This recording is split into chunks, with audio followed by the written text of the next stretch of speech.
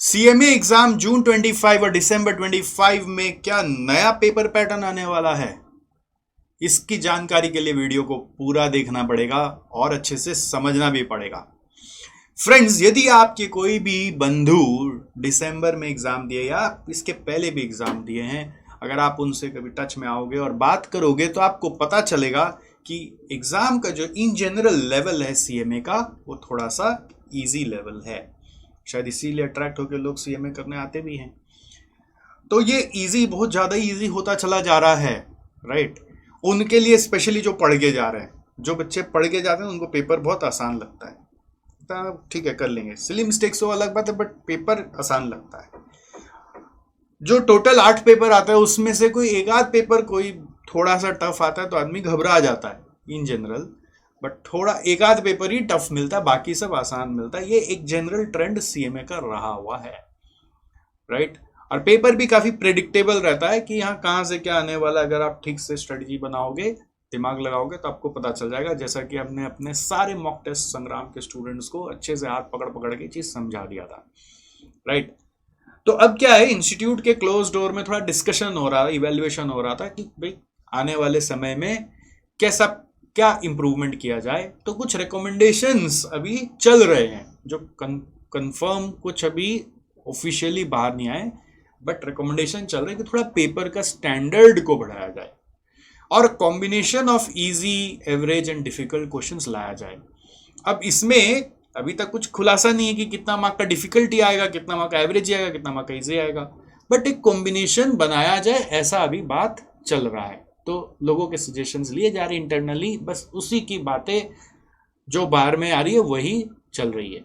Thanks to Santosh sir कि उन्होंने इस चीज को आपको सबसे पहले बताया भी, राइट।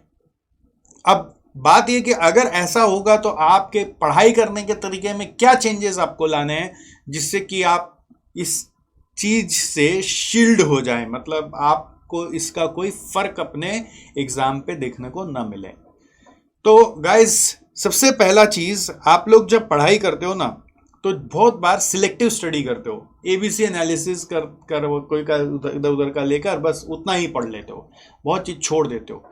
तो अब अगर आप सिलेक्टिव स्टडी करोगे तो थोड़ा दिक्कत आएगा कि पता चला जो आप पढ़ के गए तो उससे डिफिकल्ट चीज आ गया, तो कैसे मैनेज होगा। तो इसलिए अब क्या करना है, कंसेप्चुअल स्टडी के साथ एबीसी को मर्ज करके पढ़ना है। और हम लोग ऐसे ही आपको हमेशा गाइड करते हुए आए, बस आप समय का अभाव के कारण कभी कभी एबीसी पे ज्यादा फोकस कर देते हैं, बट आपको एबीसी को अपना एक हथियार बनाना है, बट ये नहीं कि सिर्फ एबीसी ही करना है। सेकेंडली, आपको कंसेप्चुअल स्टडी पे ज्यादा फोकस करना है। बहुत सारे बच्चे जो आजकल ऑनलाइन क्लासेस कर रहे हैं, वीडियो क्लासेस कर रहे हैं, और इवन जो क्लासेस में जा भी रहे, वो खाली क्लास नाम के लिए जा रहे हैं और नोट्स लिख रहे हैं, वो समझने का कोशिश नहीं कर रहे कि सर क्या समझाना चाह रहे, क्या टॉपिक्स बोल रहे हैं, क्या कंसेप्ट समझा रहे, क्या प्रॉब्लम सॉल्व हो रहा है उस कंसेप्ट के कारण, क्या चीज उसमें एक्चुअल में निकाल के देना है।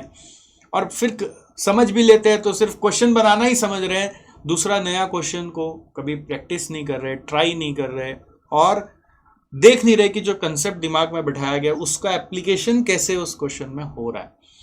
तो यदि आप ऐसा नहीं करोगे तो आने वाला एग्जाम्स और टफ लगने लगेगा। तो इसलिए अभी बचा हुआ जो भी पढ़ाई है आने वाला, कम से कम जब तक कि आपका सिलेबस खत्म नहीं होता, उस पर थोड़ा फोकस बढ़ाकर कंसेप्चुअली पढ़िए, चीज को समझ के करिए।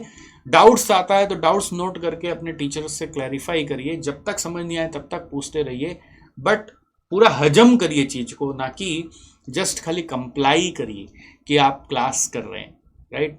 कंसेप्चुअल स्टडी मतलब ऐसा होता है कि आधी रात को भी कोई उठा के आपसे पूछे कि भैया इसका क्या मतलब होता है, इसको कैसे करना चाहिए, तो आप आंसर देके सो जाएंगे। ऐसा कंसेप्चुअल स्टडी आपको करना है।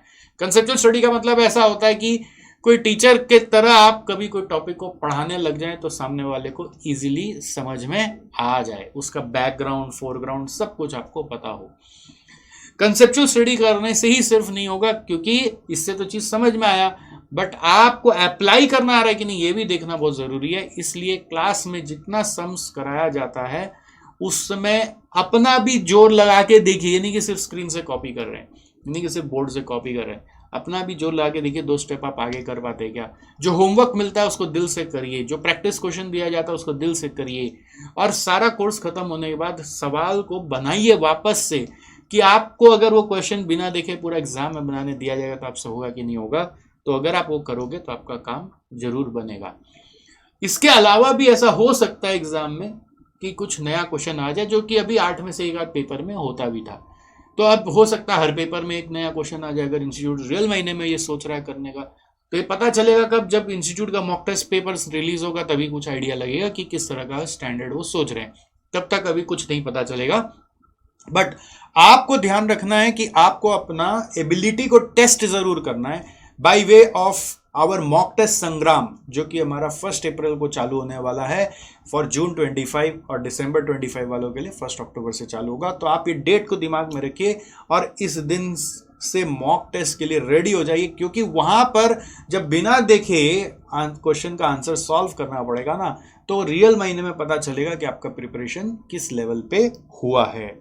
तो अगर आप ये 4 चीज को कंप्लाई कर लेते हैं तो पेपर चाहे इजी आने वाला है, चाहे डिफिकल्ट आने वाला है, चाहे एवरेज आने वाला है, आप न्यूट्रल स्टेट में पेपर दे रहे होंगे। आपके लिए कुछ भी नहीं है, कोई आपको पता ही नहीं होगा कि इजी है कि हार्ड है कि डिफिकल्ट है। आपको लगेगा बस मेरे को जो आता था मैं करता चला गया, मेरा तो पूरा पेपर हो गया। तो that is the way to approach this and not to worry about anything else. Alright, so let's wait for some more further information officially. If it comes, then we will guide you further. Until then, you just focus on these 4 things that are very very important for you guys. June 25 वालों ध्यान रखना, April 1st is the date for mock test संग्राम at SJC Institute. Last time almost 700 students participate किए थे और मैं चाहता हूँ इस बार और भी ज़्यादा स्टूडेंट्स को बेनिफिट मिले।